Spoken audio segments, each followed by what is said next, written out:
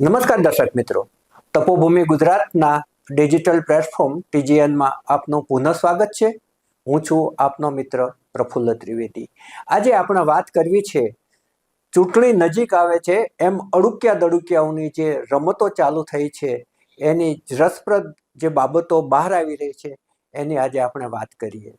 આજે રાજુ કડપડા કે જે આમ આદમી પાર્ટીના એક મોટા ગજાના નેતા હતા, કિસાન આંદોલનના પ્રણેતા હતા. બોટાદની અંદર જે કિસાન આંદોલન થયું ત્યારથી એમનું નામ જાણીતું થયું અને એ વખતે જે આંદોલનમાં હિંસા થઈ હતી એના સંદર્ભમાં તેઓ જેલમાં પણ ગયા હતા અને જેલવાસ બાદ એમણે આમ આદમી પાર્ટીમાંથી રાજીનામું આપ્યું હતું.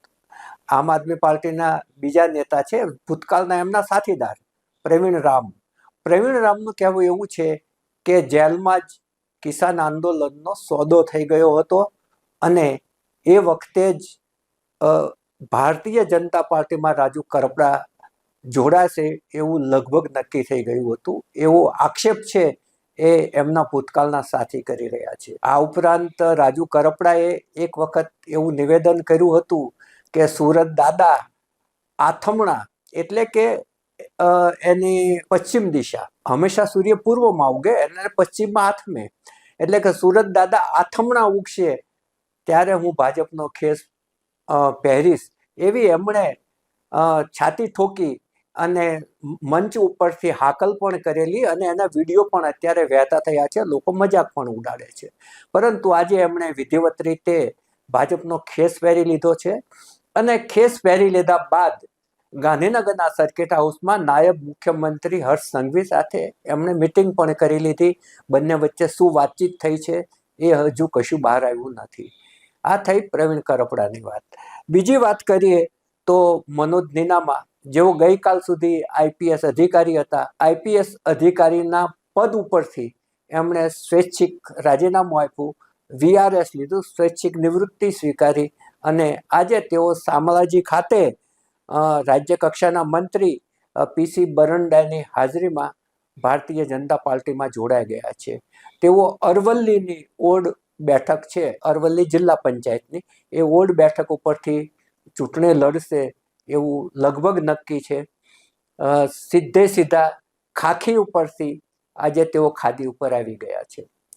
હવે આવી જ્યારે ચૂંટણીનો માહોલ હોય છે ત્યારે કેટલીક કોમિક બાબતો પણ બનતી હોય છે. ભાવનગરની અંદર એક પૂર્વ મહિલા કોર્પોરેટર 3 કલાક માટે હવાફેર માટે કોંગ્રેસમાં જઈ આવ્યા હતા. કોંગ્રેસમાં ગયા, કોંગ્રેસનો ખેસ પહેર્યો અને 3 જ કલાકમાં કોંગ્રેસનો ખેસ ઉતારીને પાછા ભાજપ કાર્યાલય જઈને પાછો ભગવો ખેસ પહેરી લીધો અને એમને ક્ષમા યાચના પણ કરી કે હું ભરમાઈ ગઈ હતી અને હવે તો હું જીવીશ ત્યાં સુધી ભાજપમાં જ રહીશ. આવા જે દ્રશ્યો છે એ લોકોને મનોરંજન પૂરું પાડતા હોય છે. આવું જ બીજું દ્રશ્ય છે એ વડોદરા જિલ્લાના સોખડા જિલ્લા પંચાયતમાં ઊભું થયું છે. આ સમાંતર આવું જ દ્રશ્ય છે. સોખડા જિલ્લા પંચાયતના સભ્ય છે કરણસિંહ, એ થોડા કલાકો માટે ભારતીય જનતા પાર્ટીમાં થી રાજીનામું આપી અને કોંગ્રેસમાં જઈ આવ્યા. કોંગ્રેસમાં ગયા ત્યારે એમણે એમ કહ્યું હતું કે મતદારો ચેતજો, ભારતીય જનતા પાર્ટી છે હિન્દુ મુસ્લિમ કરે છે. અને થોડા કલાકો બાદ એમને બ્રહ્મજ્ઞાન લાગ્યું, એમનું હૃદય પરિવર્તન થયું અને પાછા ભારતીય જનતા પાર્ટીમાં ગયા. ત્યાં પાછો ભગવો ખેસ ધારણ કર્યો અને એમણે માફી માગી લીધી અને એમને વિચારધારામાં અચાનક પલટો આવ્યો કે ભારતીય જનતા પાર્ટી છે એ તો વિકાસની પાર્ટી છે, વિકાસલક્ષી પાર્ટી છે. જ્યારે કોંગ્રેસમાં ગયા ત્યારે એમ કહેતા હતા કે ભારતીય જનતા પાર્ટી હિન્દુ મુસ્લિમ કરે છે. એટલે અત્યારે જે રાજનેતાઓ છે, રાજકીય કાર્યકરો છે, ટિકિટ વાંચુઓ છે, આ તમામની જો વાત તમે જુઓ ને તો ક્યાંય પણ વિચારધારા કે જબાનના પક્કા લોકો નથી, માત્ર સત્તાની આકાંક્ષાવાળા છે અને સત્તાને મંચ બનાવી અને નાણાં કમાઈ લેવાની નીતિવાળા છે. સેવા શબ્દ છે હવે રાજકારણમાંથી લગભગ લુપ્ત થઈ ગયો છે. સેવા શબ્દ આજે શબ્દકોશના 2 પૂંઠા વચ્ચે ધૂળ ખાઈ રહ્યો છે. આ બાબત સામાન્ય લોકો પણ સમજી ગયા છે. એટલે આજે કાર્યકરો છે એમના અડુક્યા દડુક્યા વેળા છે એ લોકોને 100% મનોરંજન પૂરું પાડી રહ્યા છે. જો કે લોકોની અંદર હજુ ચૂંટણીનું વાતાવરણ જામી રહ્યું નથી. જે પક્ષના કાર્યાલયો ખુલ્યા છે કે પક્ષના જે કાયમી કાર્યાલયો છે અને વોર્ડમાં જે પ્રચારના કાર્યાલયો ખુલ્યા છે ત્યાં ચોક્કસપણે થોડી ભીડ થાય છે. સાંજે નાસ્તા પાણી પણ ચાલુ થઈ ગયા છે, પરંતુ લોકોની અંદર હજુ ચૂંટણીનું વાતાવરણ જામતું નથી. અને જ્યારે ચૂંટણીનું વાતાવરણ લોકોની અંદર ના જામે ત્યારે રાજકીય પક્ષો માટે ચિંતાનો વિષય હોય છે.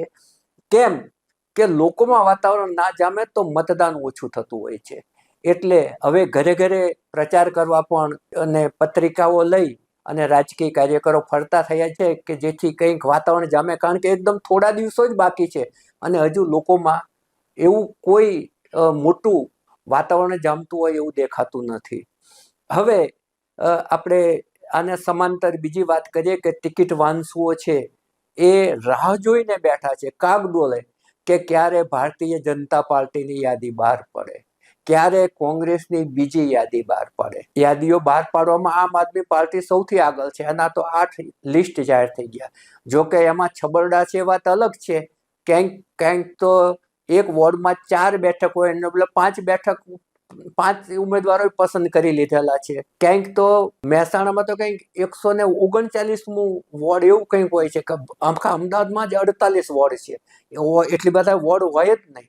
પરંતુ આવી બધી ભૂલો છે એ આમ આદમી પાર્ટીમાં થઈ રહી છે અને લોકો એનો પણ લુફ્ત લઈ રહ્યા છે. હવે ભારતીય જનતા પાર્ટીની યાદી છે એની બહાર પડવાની ઘડીઓ ગણાઈ રહી છે. આ હું બોલી રહ્યો છું ત્યારે 2-3 કલાક પછી સાંજ સુધીમાં એકાદ યાદી તો આવી જશે એવું લાગે છે.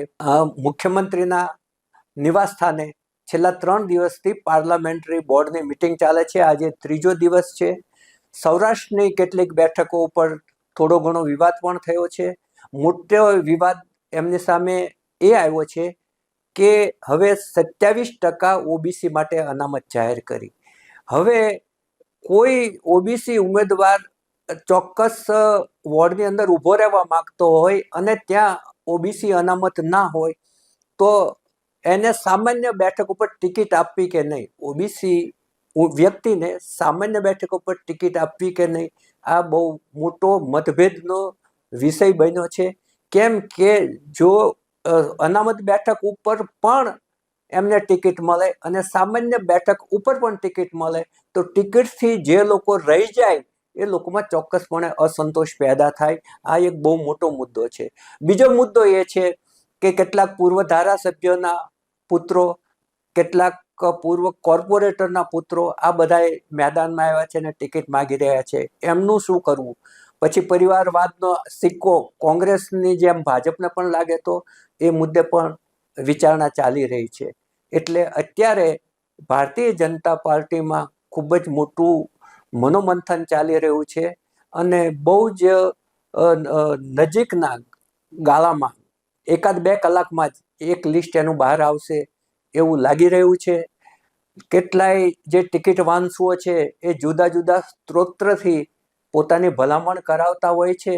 એમાં ધર્મગુરુઓ પણ સામેલ છે કે જેમણે આ સંસાર છોડી અને ભગવો પહેરી લીધો છે, કે જેમને જીવનમાં બીજી કોઈ આકાંક્ષાઓ નથી, જેવો મોહમાયાથી દૂર રહેવાની લોકોને સલાહ આપતા હોય છે. એ જ જે ધાર્મિક નેતાઓ છે એ પાછા પોતાના ચેલા કે ચેલકીઓને ટિકિટ મળે એ માટે ભલામણ કરવા દોડતા હોય છે. આ મુદ્દો પણ એક વિચારણીય છે અને આ મુદ્દો પણ એટલો જ મનોરંજક પણ છે. અત્યારે બસ આટલું જ. નવા વિષય સાથે આપણે ફરી મળીશું. અમારી આ રજૂઆત આપને ગમી હોય તો અમારી આગ્રહભરી વિનંતી છે કે અમારી આ ચેનલને સબસ્ક્રાઇબ કરો, એના પર કોમેન્ટ કરો અને આપને અમારી રજૂઆત ગમી હોય તો એને શેર પણ કરશો. અત્યારે બસ આટલું જ. નમસ્કાર.